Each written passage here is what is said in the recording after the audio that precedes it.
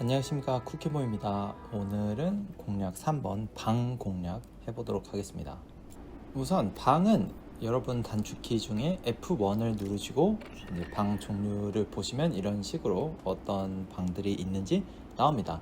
여러분이 초반에 게임을 어떻게 하셔야 될지 모르겠으면 방을 보고 방을 만든다 라는 느낌으로 진행해 주시면 되게 좋을 것 같습니다. 그래서 방은 필수 항목들이 있고 그 다음에 없어야 되는 항목들이 있고 방들의 종류가 있습니다. 뭐 교실, 침실, 식당, 작업실, 휴게실, 의료시설 뭐 이런 것들이 있고요.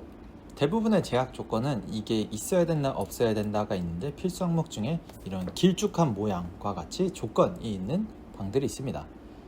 조건들은 대부분 눌러보시면 뭔지 나와요. 길쭉한 모양은 방 너비보다 높이가 길어야 하는데 보시면 이런 식으로 너비보다 높이가 길면 길쭉한 모양 조건이 만족이 됩니다.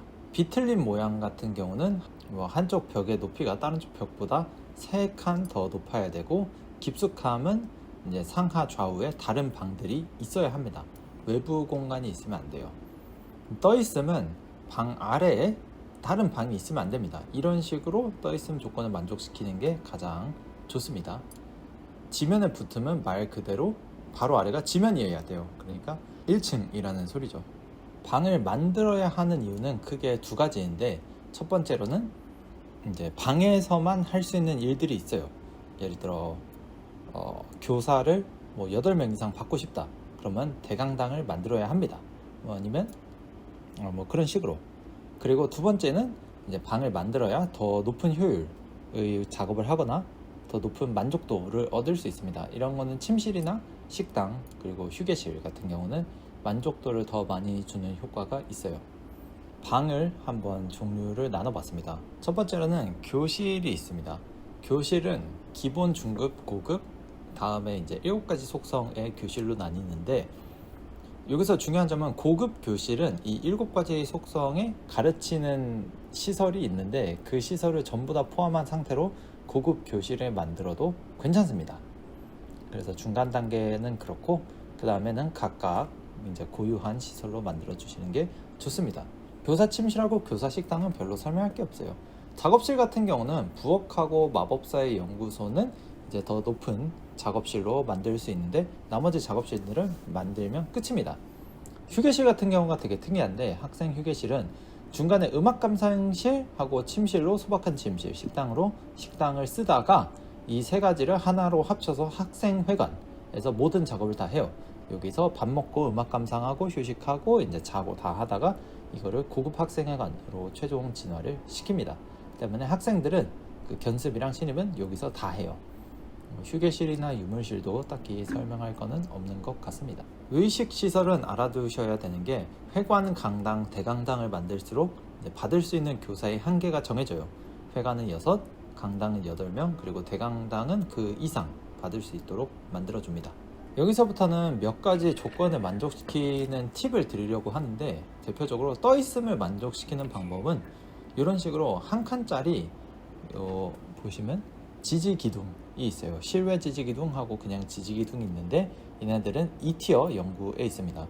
이런 식으로 지지기둥을 활용하면 단 2칸 만에 떠있음을 만족시킬 수 있도록 간단한 구조를 만들 수 있습니다. 그 다음으로 깊숙함을 만족시키려면 상하 좌우에 외부 공간이 있으면 안 되는데, 만약에 이거를 되게 좁은 공간에서 만들려면 이런 식으로 한 칸짜리 방을 만들면 이것도 방으로 인식이 되기 때문에 깊숙한 조건을 만족시키는데 되게 도움이 많이 됩니다.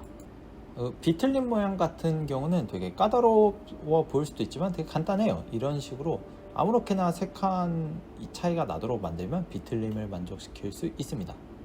그 방 중에서 가장 중요한 방 중 하나인 온실 같은 경우는 스카이릿이라고 해서 천장을 지붕을 유리 지붕으로 만들면 되는데, 유리 지붕이 되게 지지가 안 되는 경우에는 이런 식으로 기둥을 만들어 주시면 됩니다.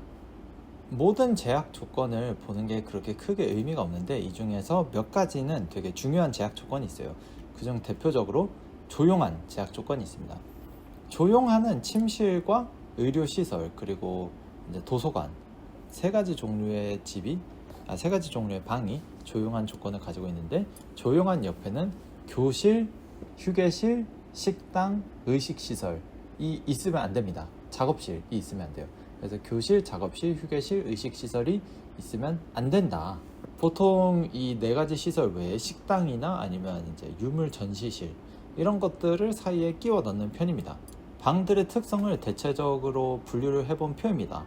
조용한 시설이 있고 중간에 이제 조용한 시설과 닿으면 안 되는 시설, 그리고 조용한 시설과 닿아도 되는 시설, 이런 식으로 정리를 했는데, 탑 모양 시설들은 대부분 제일 위층에 있는 게 좋고, 온실도 사실상 탑 모양이랑 똑같아요. 뭐 유리 지붕이 있어야 되고 햇빛이 들어와야 하니까. 그래서 위에 있어야 되는 친구들, 그리고 조용해야 되는 친구들 한쪽에 몰아두고, 조용한 애들 사이에 이제 유물실이나 식당 아니면 그냥 공간 같은 걸 껴두고, 그 다음에 휴게실, 작업실, 교실, 의식시설 이런 것들을 모아놓는 구조로 짜면 되겠습니다. 그리고 양쪽 집의 그 건물의 양쪽 면에는 사유지로 채우는 거예요. 이거를 실제로 보시면 저 같은 경우에는 침실과 이제 의료시설을 왼쪽 한 면에 놓고, 위에는 탑 모양과 온실 시설들을 놓고, 오른쪽에 이제 다른 그 사유지 방들을 놓고, 그 가운데는 이제 조건에 맞춰서 적당히 방을 구성을 하고 있습니다. 자, 오늘은 이렇게 방 공략을 대체적으로 알아봤는데요. 사실 모든 방을 세세하게 알려드리는 것보다 방에 대한 설명을 읽고 그 설명을 직접 만족시키는 경험을 해보시면 좋아요. 왜냐하면 설명이 되게 직관적이어서 헷갈리지도 않고 자기만의 학교를 만드는 되게 좋은 경험이 되실 거라고 생각하기 때문에, 그렇게 힘들 거 없고 그냥 조건을 잘 읽어보시고 조건에 만족하는 그런 방을 만들어 보시길 바랍니다. 오늘 공략은 여기까지 하겠습니다. 감사합니다.